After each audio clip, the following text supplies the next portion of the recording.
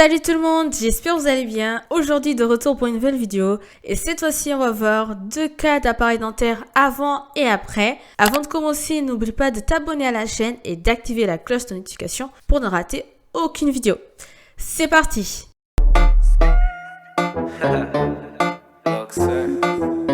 Donc aujourd'hui on va voir deux cas d'appareils dentaires avant et après. Le premier cas, il s'agit d'une avancée de la mandibule avec une chirurgie orthodontique. Et le deuxième cas, il s'agit de malocclusion dans les trois sens de l'espace et occlusion dentaire. Alors, on va commencer par le premier cas. Avancée de la mandibule avec une chirurgie orthodontique. Ce patient a consulté donc un orthodontiste et a demandé à faire avancer ses dents supérieures puisqu'apparemment elles n'étaient pas assez visibles lorsqu'il souriait.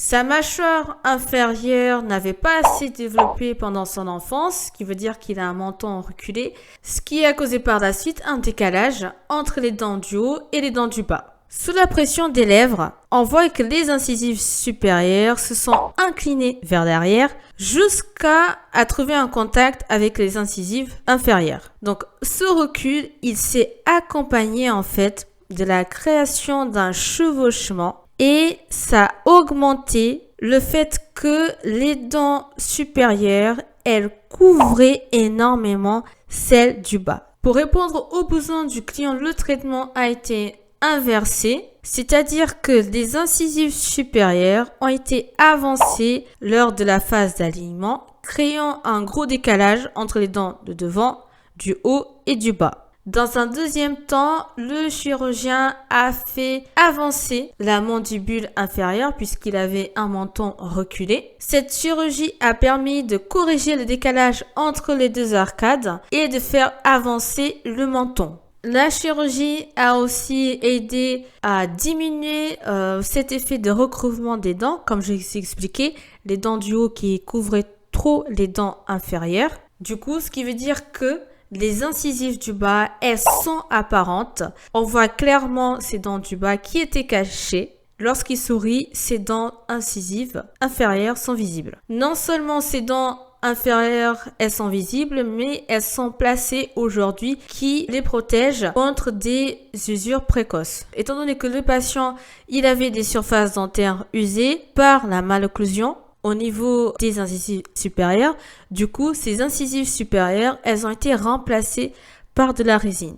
Et il faut savoir que ce traitement d'orthodontie a duré 1 an et demi. Donc, maintenant, nous allons passer au deuxième cas, malocclusion dans les trois sens de l'espace et occlusion dentaire. Oui, ce cas-là, il fait extrêmement peur. Le titre, il est vraiment complexe à comprendre.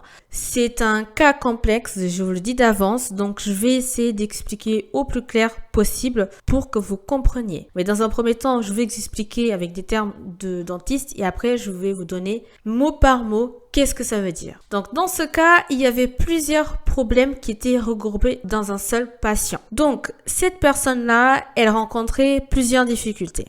Elle avait de l'hyperdivergence faciale. Elle avait la béance latérale. Il y avait un basculement au niveau des plans, un sourire oblique en fait. Elle avait un articulé inversé à droite. Elle avait aussi un décalage d'avant en arrière des arcades, des occlusions aussi, donc un blocage au niveau de la canine inférieure à gauche et des deuxièmes prémolaires supérieures et des gencives fines.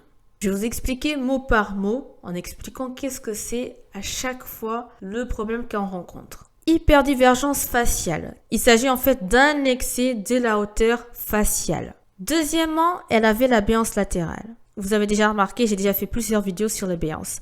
Donc, béance latérale, ça veut dire tout simplement que les dents du haut et les dents du bas ne se touchent pas. Les dents qui sont sur le côté latéral. Ensuite, elle a des plans au niveau des dents qui sont basculés, donc elle a un sourire oblique, les dents ne sont pas alignées de manière générale. Ensuite, elle a un articulé inversé à droite. Qu'est-ce que ça veut dire? Ça veut dire que au lieu d'avoir les dents du haut qui vont couvrir un petit peu celle du bas, ce qui est normal comme tout le monde, c'est ce qu'on est censé avoir. Elle a le contraire. Elle a les dents du bas qui vont couvrir celle du haut. C'est ce qu'on appelle un articulé inversé à droite. Enfin, c'est ce qu'on appelle un articulé inversé tout court. Et à droite, c'est parce que ça se situe à droite dans sa bouche. Ensuite, elle a un décalage d'avant en arrière des arcades. Elle a des inclusions aussi, donc déblocage au niveau de la canine inférieure à gauche. Donc, elle a un espace qui est complètement fermé. Et elle a des deuxièmes prémolaires supérieures existantes et des gencives très fines. Donc, ce qu'on a fait dans un premier temps consiste à élargir l'arcade supérieure et rouvrir l'espace de la canine qui est bloquée dans l'os pour voir si elle pouvait apparaître et se développer. Par chance, la canine a commencé à évoluer comme dans les photos. Ensuite, il y a un manque de place et une hyperdivergence faciale, ce qui nous a amené à séparer de 2 prémolaires en bas et des 2 prémolaires encluses pour apporter en quelque sorte un sourire horizontal et corriger le décalage d'avant en arrière. Et pour cela, des mini-vis ont été utilisés. Il faut savoir aussi que sa mère et sa sœur avaient exactement le même problème qu'elle. Donc, c'est quand même un problème génétique.